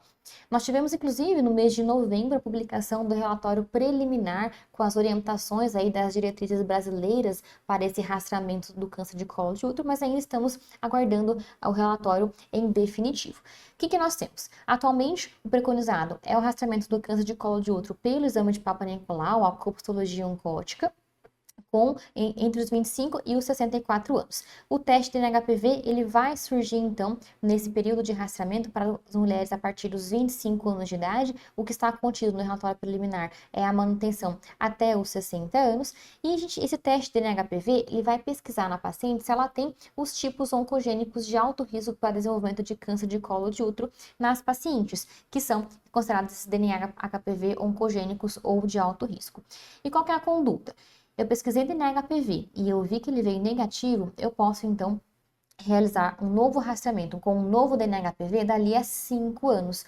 Por isso que o nosso gabarito é a letra D, que fala que um teste de HPV de alto risco negativo, ele garante 5 anos sem câncer para essa paciente, né? Que essa é a conduta diante desse resultado negativo.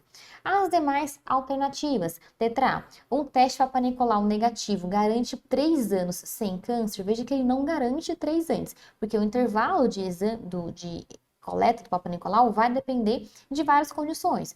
Se a paciente tem alguma comorbidade que afeta o seu sistema imune, se a depender do resultado do Papa Nicolau que ela realizou também. Letra B. Os dois testes devem ser realizados simultaneamente. Isso é que se traduz em relação ao coteste, né, que é a realização da citologia oncótica e do DNA-HPV. Eles são exames importantes para o rastreamento, mas ele não é obrigatório para que sejam realizados de forma simultânea, por isso incorreta. C. Os dois testes devem ser realizados anualmente? Não, vai depender aí a frequência do resultado destes exames. No nosso gabarito, a letra D de dado. Questão 29, uma paciente de 63 anos, assintomática. Ela tem um eco endometrial de 3,5 milímetros no ultrassom. O que a gente tem que fazer em relação a isso? Veja, pessoal, aqui a avaliação endometrial na pós-menopausa não é algo feito de rotina. A gente vai indicar a partir dos sintomas que a paciente apresenta ou de algum risco aí para alguma doença uterina endometrial. Diante de uma paciente que está assintomática e com eco endometrial abaixo de 4 milímetros, que não fazem uso de reposição hormonal, a gente vai apenas segui-la e observar, manter a sua conduta não intervencionista ambulatorial de segmento ginecológico. Por isso, então, que a nossa gabarito aqui é a letra D, que fala que nenhuma intervenção está indicada para essa paciente. Ela tem uma espessura normal para uma paciente que está na pós-menopausa assintomática, então nada a ser feito. As demais alternativas colocam para a gente medidas intervencionistas de prosseguir a investigação que não há a necessidade neste caso. A questão 30 traz ainda uma mulher de 63 anos, também assintomática, mas agora com um eco endometrial de 11 milímetros. Ixi, o que a gente tem que fazer, então, diante desse achado dessa espessura endometrial? Aqui, este caso é diferente do caso anterior, porque eu tenho um eco endometrial espessado para essa paciente, independente da minha informação, se ela faz ou não uso de terapia hormonal. Porque veja que meu limite máximo em uso de terapia hormonal seria próximo a 8, 9 milímetros. Mesmo assim, a paciente ela está com esse endométrio espessado. Então, eu tenho que prosseguir a minha avaliação. Eu tenho que obter uma amostra anatomopatológica deste endométrio. Por isso, então, que a resposta correta é a letra B. Eu tenho que realizar a biópsia de endométrio. É a alternativa mais específica para que responde adequadamente essa questão. Eu tenho que fazer a biópsia de endométrio para entender qual que é a conduta para essa paciente. Para qual que é o segmento a partir de então, a depender do resultado desta biópsia. A letra D fala que nenhuma intervenção está incorreta, eu tenho que sim prosseguir a minha avaliação. As letras A e C, elas dizem pra gente exames, mas não deixam claro que eu tenho que realizar a avaliação anatomopatológica. Então, por isso que o gabarito mais completo aqui é eu realizar a biópsia de endométrio. A questão 31, olha só, é diferente. Tem uma paciente também de 63 anos, em que ela tem sangramento. Então, veja só, ela não está mais assintomática, ela está com sangramento e ela tem esse eco endometrial de 3,5 milímetros. Qual que é a alternativa que corresponde à conduta mais adequada para este caso? Pessoal, sangramento após menopausa sempre acende um alerta para a gente, em que a gente vai garantir aí a nossa suspeição de possivelmente estar diante de alguma doença maligna neste corpo do útero e neste endométrio. Então, a paciente já bem mais velha, com esse endométrio de 3,5 milímetros, mas que persiste com esse sangramento, eu tenho que sim pensar em prosseguir a minha avaliação. Então, lembrando que todo sangramento na pós-menopausa eu devo investigar, mesmo que eu tenha esse eco endometrial considerado normal de 3,5 milímetros, eu tenho uma porcentagem de pacientes relativamente pequena, mais raro, de que câncer de endométrio pode acontecer. Então, nós temos que a principal causa de sangramento após a menopausa é uma atrofia endometrial.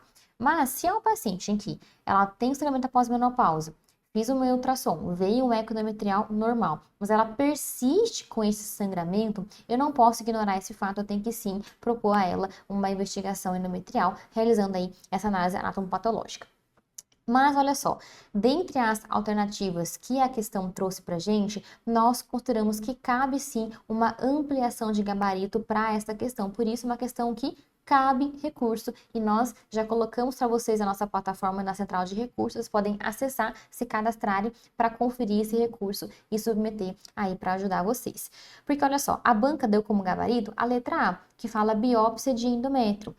Isso é o correto, mas veja aqui, isso possivelmente tem algum viés institucional da banca que fez essa questão, porque a gente pode, nesses casos, prosseguir a realização de uma biópsia de endométrio de forma direta, pensando nessas pacientes que persistem com esse sangramento pós-menopausa, apesar de uma avaliação de ultrassom transvaginal.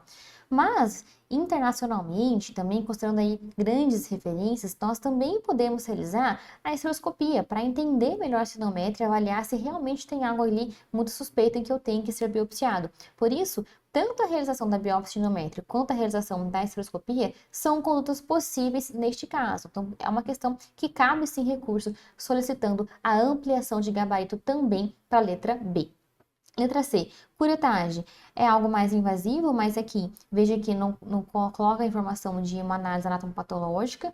E D, nenhuma intervenção. Veja que eu tenho uma paciente, principalmente nos casos em que eu tenho sangramento persistente após menopausa, mesmo com uma atrofia, eu vou prosseguir a minha avaliação. A questão 32 pergunta sobre como que é feito o estadiamento do câncer de endométrio. Lembrando que nós tivemos uma atualização em 2023 deste estadiamento, aqui deixado para vocês conferirem, olha só. Estadio 1, aquele que é confinado ao útero. Estadio 2, aquele que tem uma invasão do estroma cervical com extensão extrauterina ou uma invasão angiolinfática significativa, ou um tipo histológico agressivo com invasão miometrial. Estadio 3 tem uma disseminação local regional do tumor, de qualquer tipo histológico. E estadio 4, quando tem uma disseminação para mucosa de bexiga, de intestino ou até mesmo metástases à distância. Então, além disso, nós tivemos que temos esse tratamento da FIGO mais antigo, que é aquele lá de 2014, que não colocava a classificação molecular como um critério importante para o estadiamento, mas isso mudou a partir de 2023, que agora nós temos a classificação molecular como componente importante da estratificação de risco. E essa classificação molecular, ela divide o câncer de endométrio em 4 subtipos principais. O poliultramutado, que tem melhor prognóstico, com microsatélites instáveis, que é o prognóstico intermediário, com cópias baixas, também intermediário prognóstico, e aquele com cópias altas, B53 aberrante, que é aquele que confere pior prognóstico. Tendo tudo isso em mente, por isso que nós falamos que o gabarito é a letra D de dado. O estadiamento ele se baseia em características clínicas, cirúrgicas, atompatológicas para avaliar o grau de invasão em miométrio, por exemplo, em outros órgãos, e também a classificação molecular. Letra D é o gabarito mais completo aqui para essa questão. A letra C não inclui a classificação molecular e as letras A e B são alternativas muito realmente incompletas. A questão 33 fala sobre a preservação da fertilidade em mulheres com câncer de colo de útero, que ela pode ser recomendada em quais situações. Vamos lembrar aqui então sobre essas formas e quando indicar a preservação da fertilidade nas pacientes que tiveram esse diagnóstico. Eu vou pensar nos critérios. Se a paciente tiver um estadio clínico adequado, ou seja, um estadio até 1A1 com invasão linfovascular, ou 1A2, 1B1 e em casos muito bem selecionados até 1B2, tumores maiores do que 1B2, ou seja, maiores do que 4 centímetros, não são indicados para procedimentos de preservação de fertilidade por conta do maior risco de disseminação e isso conferir um prognóstico pior para a nossa paciente. Eu vou avaliar também o tamanho tumoral. Ele deve ter menos do que 2 centímetros para uma segurança oncológica. Vou avaliar a localização e a invasão. Eu tenho que ter um tumor que ele é restrito ao colo do útero, sem invasão do corpo ou da região parametrial. E o comprometimento linfonodal. Eu não posso ter metástases linfonodais pélvicas ou paraórticas. Geralmente, o tipo histológico possível é carcinoma escamoso, adenocarcinoma, desde que obedecendo estes critérios acima. E tumores neuroendócrinos ou outros subtipos mais raros, eles não são indicados para preservação da fertilidade. Quando eu vou, então, realizar a preservação da fertilidade, o que eu faço de cirurgia é a conização cervical. Aí que eu vou remover o tecido tumoral através dessa conização, ou ainda a traquelectomia radical, em que eu faço a remoção do colo do útero e dos tecidos ali circundantes, os paramétrios, preservando o corpo do útero e os ovários da nossa paciente. Então, tendo tudo isso em mente, o que eu tenho que obedecer entre os critérios para garantir a minha paciente alguma cirurgia para preservar a sua fertilidade? Eu tenho que ter até 2 centímetros de tumor restrito ao colo. Letra B é o nosso gabarito. Letra A, tumor neuroendócrino, são altamente agressivos, não vou propor essa conduta. C, qualquer tamanho restrito ao colo não tem que ser aí menor do que 2 centímetros. E D, não relacionado ao papilomavírus humano, normalmente são tumores mais agressivos que eu não vou realizar essa conduta. Então, B é o nosso gabarito. A questão 34 é uma paciente com diagnóstico histológico de adenocarcinoma do tipo gástrico no colo do útero, o que é correto a gente afirmar. Então, vamos lembrar um pouquinho sobre esse adenocarcinoma do tipo gástrico no colo do útero. Ele é um tipo de adenocarcinoma, uma variante rara de um tumor cervical, que pertence ao grupo dos adenocarcinomas cervicais do tipo não relacionado ao HPV, que tende sim a serem mais agressivos, como nós falamos há pouco. Quais são as suas características? Ele é muito semelhante ao adenocarcinoma gástrico, geralmente está associado a um pior prognóstico por uma apresentação em estágios mais avançados e um tumor realmente mais agressivo. Ele pode ser identificado por marcadores como a mucina gástrica e está frequentemente associado à síndrome de Peutz-Jeghers, uma condição que é genética autossômica dominante. Então, e tem maior risco também para tumores gastrointestinais, aí, pancreáticos também. Tendo isso em mente, temos como gabarito a letra C, que fala pra gente que tem uma predisposição genética para outros tumores, porque está associado frequentemente a essa síndrome de Peutz-Jeghers, que é uma condição genética autossômica dominante que vai aumentar essa predisposição. Tumores gastrointestinais, pancreáticos, como nós falamos. Nas demais alternativas, letra A fala que é uma doença metastática do estômago? Não confunda. Aqui a gente tem esse termo tipo gástrico para sugerir alguma relação com tumores gástricos, mas ele não é uma metástase do estômago. Então não confunda. Letra B. É uma doença relacionada com infecção pelo HPV? Não, ele não está relacionado ao HPV, ele é negativo para esses marcadores associados ao HPV. E D. Anteriormente chamado de tumor de desvio mínimo, tem bom prognóstico? Não, ele tem prognóstico ruim. Então está incorreta essa alternativa. Nosso gabarito, letra C.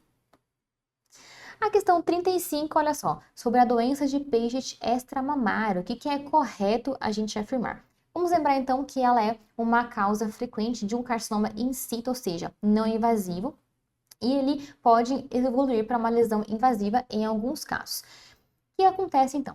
Ela é caracterizada por células malignas que se proliferam ali na região da epiderme e são frequentemente associadas a tumores subjacentes. Uma condição que afeta principalmente mulheres mais velhas aí, com maior incidência, inclusive nas mulheres caucasianas pós-menopáusicas, e o diagnóstico vai envolver, claro, a minha avaliação clínica, exame físico da paciente, e eu vou fazer uma análise histopatológica que frequentemente também é completada por alguma análise histoquímica. O tratamento padrão ouro é a exérese da lesão, tratamento cirúrgico. Alternativas não cirúrgicas, elas têm sido exploradas, mas temos que o padrão mesmo é a realização da cirurgia. Então, o que eu tenho como correta? Alternativa A, que fala que é um câncer não invasivo da vulva. Sim, ela é um carcinoma in situ maligno, mas com características clínicas e histológicas distintas, geralmente mulheres idosas que são as acometidas. Letra B. É uma doença do metabolismo ósseo? Não, essa descrição se refere à doença de Paget óssea, que é uma patologia do metabolismo ósseo que se caracteriza por uma remodelação óssea desorganizada, e não a doença de Paget extramamário. C. É uma doença de lesão benigna, verrucoide da vulva? Não, ela não é benigna. E D. É uma lesão ectosematosa da vulva em criança, geralmente acomete pacientes idosos e não crianças, por isso incorreta. Letra A é nosso gabarito. A questão 36 pede para a gente assinalar a alternativa que apresenta o marcador tumoral mais preciso para monitorar um tumor de célula da granulosa. Então, vamos lembrar sobre os tumores de células da granulosa. São tumores raros, um tipo raro de tumor ovariano que pertence a esse grupo de tumores do cordão sexual ou estromal. Eles representam até 5% de todos os tumores ovarianos malignos e podem ser subdivididos em subtipo histológico do tipo adulto e do tipo juvenil.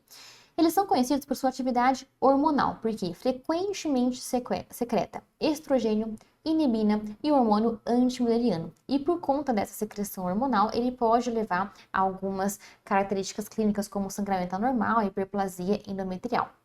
Geralmente apresenta um curso mais indolente, com alta taxa de recorrência tardia, mas que pode ocorrer muitos anos após o diagnóstico inicial. Tratamento, cirurgia. Então, veja que é um tumor que secreta, tem essa produção hormonal. Eu vou, então, pensar como marcador para ele o inibina beta, que é um marcador tumoral mais específico e preciso para esse diagnóstico e monitoramento de tumores de células da granulosa.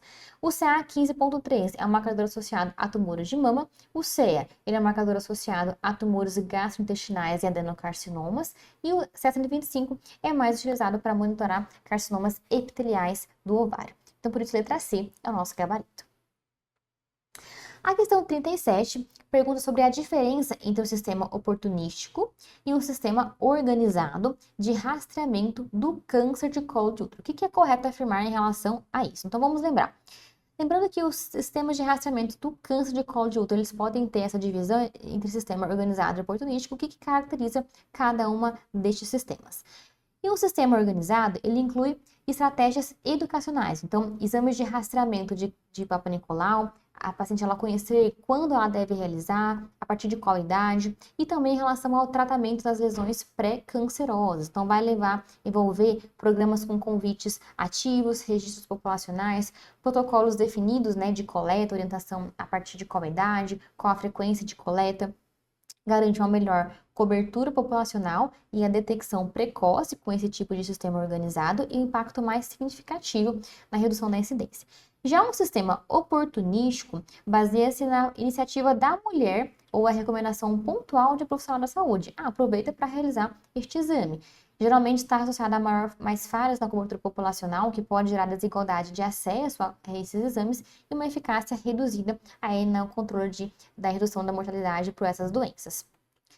Então, olha só, a questão, ela pergunta pra gente a respeito da diferença entre o sistema oportunístico e o sistema organizado. O que é correto afirmar em relação a essa diferença? Então, nosso gabarito é a letra B, que no sistema oportunístico, a mulher realiza exame de prevenção por iniciativa própria, né? Essa é a principal característica que garante, então, essa eficácia mais reduzida, porque depende dessa iniciativa da própria paciente. A letra A fala que um sistema organizado inclui vacinação, exame de Papa Nicolau e tratamento. Veja que vacinação não não faz parte do rastreamento, né, mas sim prevenção primária.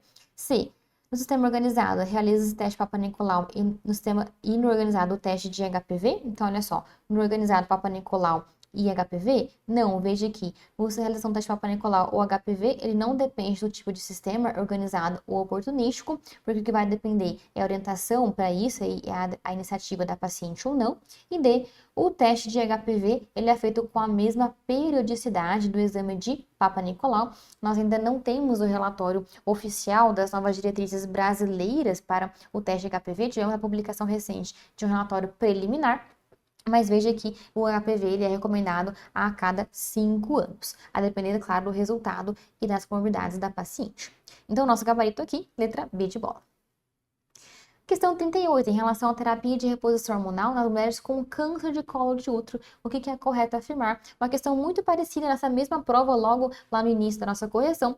Veja aqui, câncer de colo de útero não é contraindicação para a realização da terapia hormonal. Por isso, então, a resposta é a letra B, que fala que pode sim ser realizada nas pacientes com câncer de colo de útero. Não vai aumentar o risco de recidivas, e em relação a poder ser feita apenas com estrogênios, vai depender se a paciente ela tem ou não a presença de útero. Na presença de útero, tem que sim associar a progesterona para evitar as consequências da hiperplasia endometrial. Letra A. Não é necessária em mulheres jovens. Veja que mulheres jovens submetidas à menopausa precoce, a tratamento aí oncológico, elas podem sim apresentar sintomas da falência ovariana, das consequências do hipoestrogenismo, como fogacho, atrofia vaginal. Então, sim, eu tenho que pensar nessa opção de terapia para essas pacientes também. Por isso que está incorreta, e letra B é o nosso gabarito. A questão 39 fala sobre terapia de reposição hormonal em mulheres com câncer de colo. Ela deve ser realizada. Veja que na mulher que persiste com útero, eu devo sim associar a progesterona de forma sistêmica, estrogênio e progesterona. Se ela é esterectomizada, aí sim eu posso realizar apenas com estrogênio. Por isso, então, o nosso gabarito é a letra D, que fala com estrogênio e progesterona na mulher irradiada. Por quê? Mulheres irradiadas tiveram sim um dano endometrial importante como consequência da radioterapia, mas elas mesmo assim elas devem receber o esquema de estrogênio e progesterona para minimizar o risco de uma hiperplasia. Letra A, apenas com estrogênios vai depender da minha informação em relação à presença de útero ou não, então por isso que está incorreta. Letra B, com estrogênios e progesterona na mulher esterectomizada, se a mulher esterectomizada, eu não preciso associar a progesterona, pois está incorreta. E C, somente com progesterona, não é esse o objetivo da reposição hormonal, é o repor justamente o estrogênio para minimizar as consequências do hipoestrogenismo, por isso que está incorreta. E a nossa última questão, olha só, em relação ao marcador CA-CD25 e endometriose, qual que é a alternativa correta em relação a isso? Vamos lembrar que o CA-CD25 ele é uma glicoproteína que está presente nas células derivadas do epitélio celômico que origina a cirrose, então peritônio, pleura e pericárdio. Ele não é específico para câncer de ovário, mas pode estar elevado em algumas condições, como por exemplo condições benignas, a própria endometriose. E os estudos indicam que o CA-CD25 ele pode estar, inclusive, mais elevado nas formas mais avançadas da doença. Não é específico para esse diagnóstico, nem serve para a exclusão da condição. Então, letra A fala, a correlação entre níveis de CA-CD25 e a extensão da endometriose, sim, estudos mostraram para a gente que pode existir essa correlação, especialmente nas formas mais avançadas da doença, por isso que está correto. Vamos ver as demais alternativas. Letra B. Nível de ISA 125 abaixo de 35 excluem diagnóstico? Não, vejo que não é suficiente para excluir esse diagnóstico. E C. A maior sensibilidade de diagnóstico ocorre quando é dosado no período ovulatório? Não, a maior sensibilidade ocorre com a dosagem na fase lútea, que é a segunda metade do ciclo menstrual. E D. O CES 125 ele não é utilizado para segmento pós-tratamento, ele pode sim ser usado como monitoramento pós-tratamento dessas condições. Por isso que está incorreta essa afirmativa. Pessoal, é isso. Finalizamos aqui a nossa correção da prova de ano adicional para o R+GO aqui da USP São Paulo. Continue acompanhando a gente, mande aqui a sua dúvida. Não deixe de entrar na central de recursos para conferir os nossos recursos que escrevemos para vocês. Um abraço e até a próxima.